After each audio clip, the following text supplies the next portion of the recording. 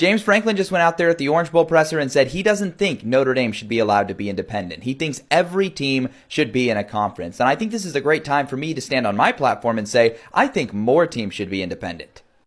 I look back to like the 1990s, like this was the 1990 season and all the teams that were independent. Look at some of these brands that were independent. Notre Dame obviously is the staple that still is, but Penn State up until 1992 was independent. Florida State was traditionally independent. You had Miami here, you had Louisville, you had teams like South Carolina and Virginia Tech, Syracuse. There was a lot of medium to big brands in college football that just straight up weren't in a conference, and it was normalized. And there was a power shift in the next like 20 years or so of college football where the power shifted fully to the conferences. And now with these TV deals and all the negotiating rights and all that stuff, we've seen that power dynamic shift to the Big Ten and the SEC. So the conferences are running college football right now. If more teams would have just stayed independent, that wouldn't have happened. And I love the fact that Notre Dame is still independent. I know it drives some people crazy, but I like the fact that they're adhering to the traditions of their program. And I wish more teams would be independent. It probably is past the point of no return. Like, we can't just have teams declaring to be independent and actually having success.